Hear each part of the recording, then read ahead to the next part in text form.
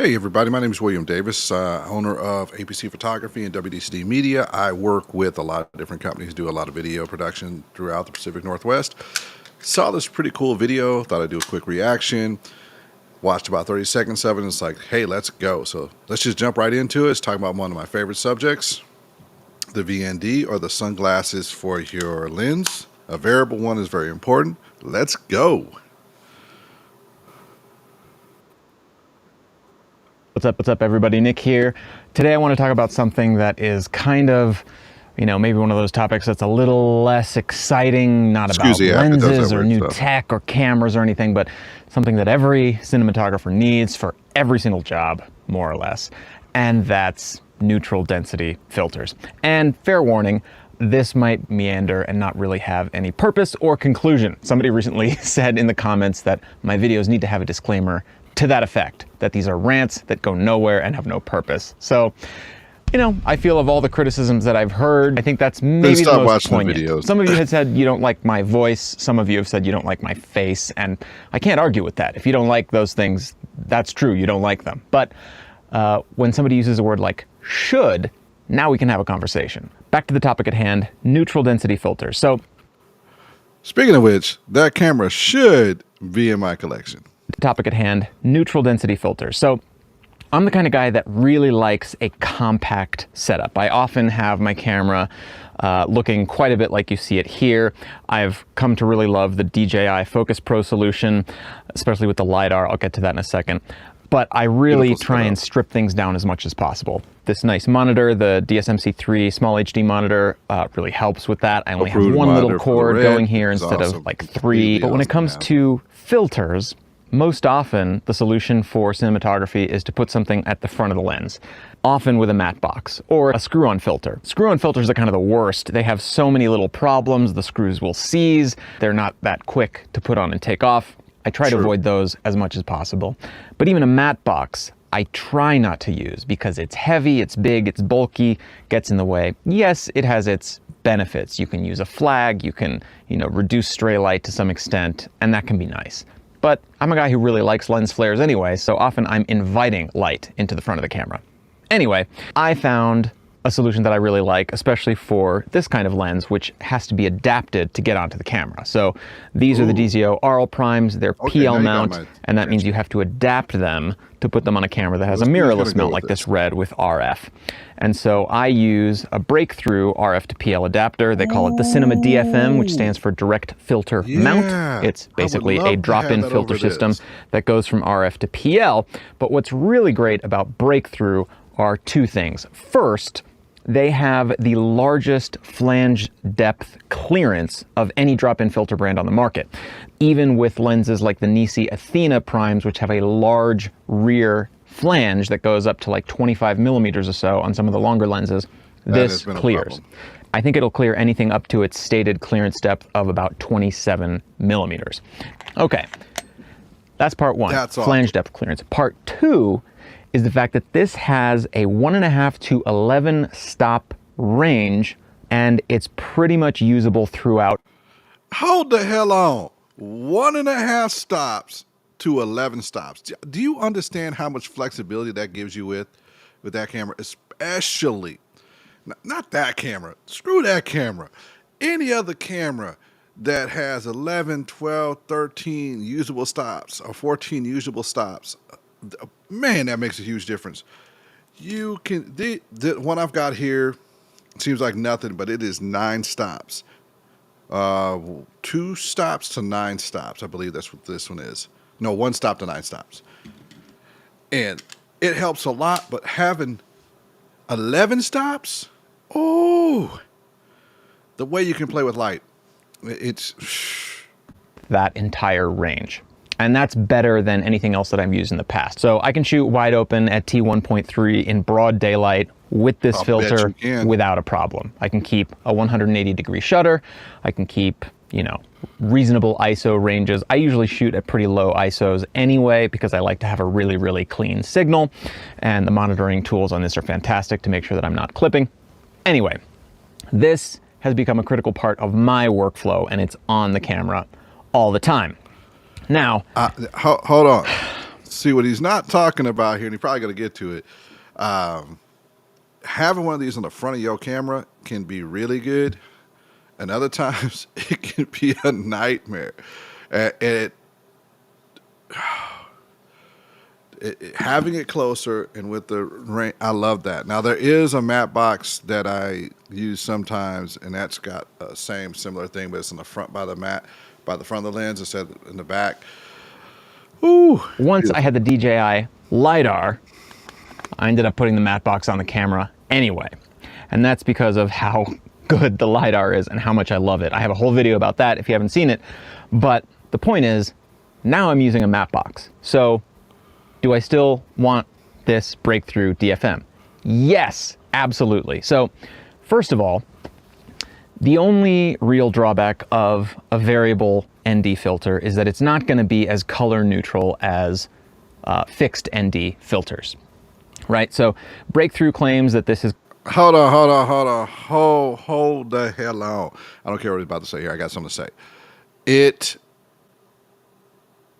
doesn't matter if you're stacking them. Once you start stacking multiple filters in front of your lens anyway, your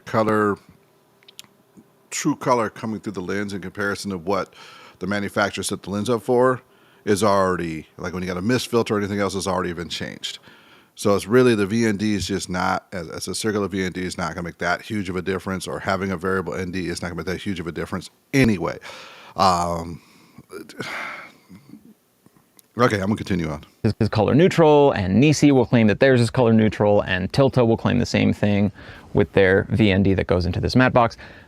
And it's not really true for any of them. They all introduced a color shift. They'll tend to warm up the footage by, 300 degrees Kelvin, more or less, Yes. depending on the filter. But Yes. What's true about Much the as Breakthrough 500 is actually. It that kind of depends on the warmth lens. is pretty consistent. One of the things I've used a lot of times is, this has actually helped working with the Sonys, is having the VND warms up the lens, which is nice. So it kind of gets me close to a Canon color. And at the same time, I get the sharpness and the pop that I would get from a Sony lens. So the combo is very, very nice. Some of the cinema lenses is all over the place. If you're using a Zeiss lens and you're using a VND with it, you will definitely notice it is warmer. It's beautiful. And regardless of what setting you have the VND at. So if I'm using the VND at 1.5 stops or 7 stops, that amount of warmth is pretty consistent throughout the range. It's not perfect, but it's pretty close. So if I use an RL lens with the Breakthrough and a VND, and then I use another RL lens on a different camera without an ND or with a fixed ND that's a little more color neutral, there will be a color shift between those. It's relatively easy to correct and it's relatively predictable. But, okay, what if I have a situation where color fidelity is critical for one reason or another, or I just don't want to go through the trouble of color matching footage from different ND strengths? Great, I can pop these out, and Breakthrough makes a set of very, very nice fixed strength NDs for this, going from 1 stops all the way up to 10 stops and beyond. You can get just about anything you want from them. And it's really cool. And the glass thickness is exactly the same throughout the set, so it doesn't throw off the LiDAR, the back focus.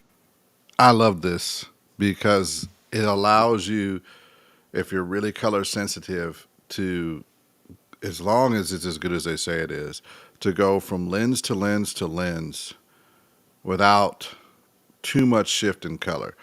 You'll still have about 100 Kelvin, but when you start getting 300, 400 Kelvin, you'll notice the difference. Generally, I try to use the same variable ND manufacturer, no matter which ND I'm using. And as a matter of fact, the ND manufacturer in general, to use theirs. Stacking with them, also be aware. You could put a mist filter in front of these and a bunch of other things, and it will still have the same color shifting effects. And if you think it doesn't have color shifting effects, you're wrong. That's just life. Focus remains the same, and it's really easy to swap these in and out. They have like a little magnetic clutch system that just pops in. You just push this little button and they pop out. I bought all of this stuff myself. This is all with my own money, so I have no real affiliation with Breakthrough.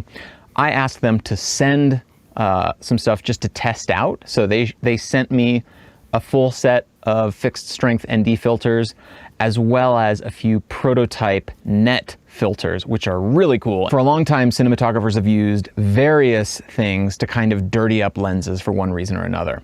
There are famous stories of cinematographers smearing Vaseline on the front of an ND filter or a clear filter on a matte box just to get a little bit of a dreamier look. And other stories where cinematographers would use stockings, women's nylons, or leggings, or pantyhose is another colloquial term for them. That they're no longer very popular, but women used to wear these. I think more or less Spanx have kind of replaced. I should stop talking about the history of nylon, but the point is cinematographers would use it either in front of or behind a lens to act as a bit of a diffusion filter. So diffusion filters usually have three different characteristics. They either soften the image, reduce the contrast, or they add halation, highlight blooming. So they can do any of those three things in different strengths. So some might do no real softening, but they decrease the contrast and add a little bit of highlight blooming. So that'd be something like a black pro mist. Or maybe they soften. And this is where color shifting comes in. No matter what you do, once you start adding new lenses in front of your lens, you're going to have color shifting, unless it came directly from the same manufacturer. And even then, it can be a pain. But, you know, that's part of doing video productions is you mess around with stuff and then the colors comes in and makes it look good. Soften the image a lot, but they don't do a lot to highlights. That would be something like classic soft filter. They all do different things. There's kind of a triangle of effects that diffusion filters have, and they all do them a little bit differently. That's why cinematographers will choose one over another. But what nylon netting does is, you know, another flavor in that triangle. And so Breakthrough is now making drop-in filters in a couple of different varieties. Oh, hell Black no! netting They got and what they call that's vintage cool. netting, which is basically gold really or good. beige I colored like that. nylon webbing. And what's really cool about the That's filters, amazing. other than the fact that they work with this system, of course, is that they're encased in the glass. So no matter what you do, they will always have a very consistent look. Nothing's going to mess with that netting and make your next shot inconsistent if the netting moved or the pattern changed or something like that. So I tested out these filters. They were really fun to use. I think the black netting works quite a bit like a black mist filter. It's a little bit different, but contrast was lowered a little bit, highlights bloom a little bit more, a little bit of softness in the image. And it's not an extreme effect. Anywhere from 1 all the way up to 3 didn't have the hugest effect on the image. At 3, you start to see it, really, but 1 and 2 are pretty tame. But then the vintage net, sort of beige nylon webbing, is really cool. It's very intense. It's a very strong look. It's kind of like instant nostalgia or instant Hollywood. And now that I've gone back to the matte box for the LiDAR purposes, I can play with this and have fun with sort of diffusion filters back here. I've got options to put more ND filters up here. Tilta makes a variety of them that are really nice. So there's a VND here. It's not quite as broad a range as the Breakthrough one, but it gets you pretty far. Yeah, that's... And you can just slot it in like... Earlier, I was talking about how in the matte box, there are some variable NDs you can put on there, and that's one of the matte boxes, and it's super nice. Tilta makes a really nice VND. I think it's like 250, 300 Kelvin change. It's not huge. It does warm it up a little bit, and it's beautiful, especially with brown skin tones. It works really, really nice. So I really like that one there, and the matte box is beautiful. Works good. Like that, and now you've got VND control over here. They also make a motor for it so that you can control that remotely if you want, but you can pop those in and out pretty easily. And then I just bought 4 of them in different strengths. I got a 2, 4, 6, and an 8 so that I can quickly swap if I need a fixed strength solution with really consistent color, or I've got now 2 different VND options in front and in rear. Love them both. They're really fun.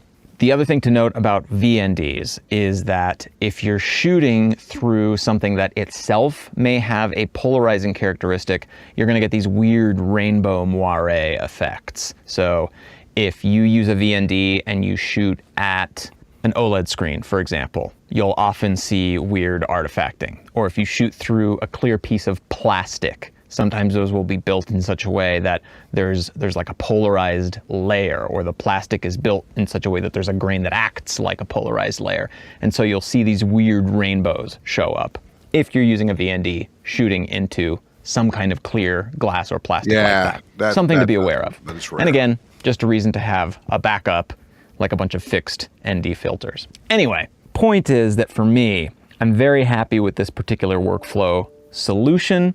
I've got the DFM on my Raptor, which works really well with these lenses. I've got the Tilta ones up front that work really well in conjunction or as an alternative to that breakthrough one. And then for the Sony that's filming me now, I bought this mica adapter. So these mica adapters are relatively new. They're in locking style. So these are like an inexpensive alternatives to something like the breakthrough. But what's really cool about it is that breakthrough makes drop-in filters that are compatible with them.